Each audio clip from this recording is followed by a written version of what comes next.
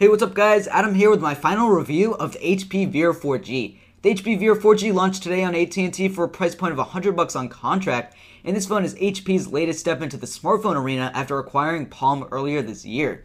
This phone is definitely unique because of its small form factor, which is definitely going to appeal to some and probably not to others. The Veer 4G features a very tiny 2.6-inch 320 by 400 pixel resolution capacitive touchscreen, which is right above the phone's small physical QWERTY keyboard. It features a slide-out QWERTY keyboard and also a 800 MHz Snapdragon processor and 512 MB of RAM. Altogether, the keyboard does take some time to get used to because of the size, but it was a lot better than I would have thought at first glance. There are 4 rows of small rubbery keys on the phone with 3 rows dedicated for letters, and the bottom row has some additional characters and a symbols key. The keys definitely provide some decent feedback, but I wish there was a dedicated rows for numbers, and the keyboard is altogether a little bit cramped. I wasn't able to type as fast on this keyboard as I was on other larger physical QWERTY keyboards because of the size. Now for hardware, this phone features a black or white build, and on the black model, which I have here, it has a matte finish to it. The hardware on the phone is very nice altogether and features a very solid construction. On the top of the phone, you will see a vibrate switch, and the power button is on the corner. And then on the left side, you'll see a volume rocker. On the right side, you will see a connector right here, which you can actually add a headphone jack connection to, since the phone is not big enough to include a headphone jack. This is one of the complaints I did have with the hardware on the phone. I found it a little bit annoying to carry around this little headphone jack, and it's definitely very easy to lose this. And altogether for call quality, the phone has a very loud earpiece, which I was kind of surprised about because of the size. And there's also an extra microphone for noise cancellation. The call quality was decent altogether, and I didn't really have any complaints with it. Now finally, on the back of the phone is a 5 megapixel rear facing camera with no LED flash and no autofocus.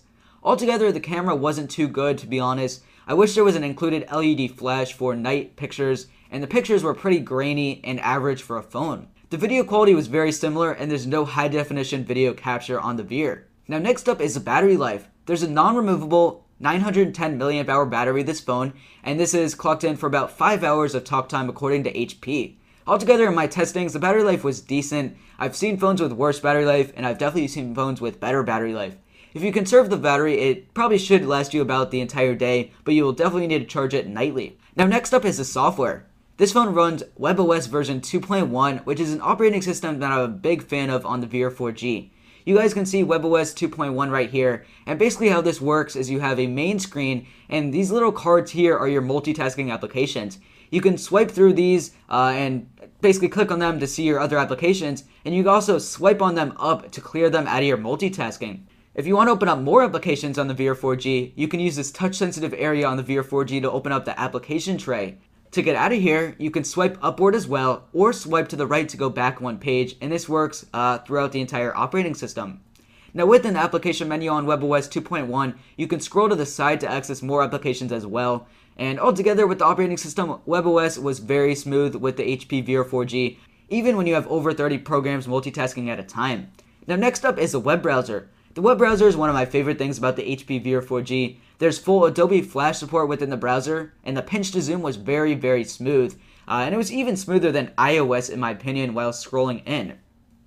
Now also with the software, there's an HP app catalog, and honestly the app catalog is definitely lacking in applications compared to iOS, Android, and Windows Phone 7. You can find some applications in here, but there's honestly not too many, and a lot of the applications that I search for that are on iPhone and Android devices are just not on the HP Veer 4G. There's also going to be additional applications in the app catalog that you're not going to be able to have access to because of the size of the Veer as well.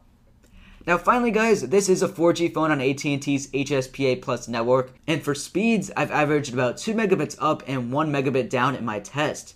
I have gotten it a little bit higher than 2 down, but altogether, there was pretty decent speeds with AT&T's HSPA Plus network in my area. Now altogether guys, I really enjoyed the HP Veer 4G, and I would recommend it to anyone who is interested in a phone this small. It was a bit too small for some applications that I noticed, such as the browser in some different circumstances, and also on some applications for gaming, it was just not too great for the size. But it definitely was still usable, and altogether the HP Veer 4G was a great phone. It really didn't lag too much. I really liked WebOS 2.1 altogether, and the 800 MHz Snapdragon processor and 512 MB of RAM is perfect for the phone. So anyways guys, that's the HP Veer 4G. Be sure to give this video a like rating if it helped you guys out, and subscribe for more reviews. Thanks all for watching.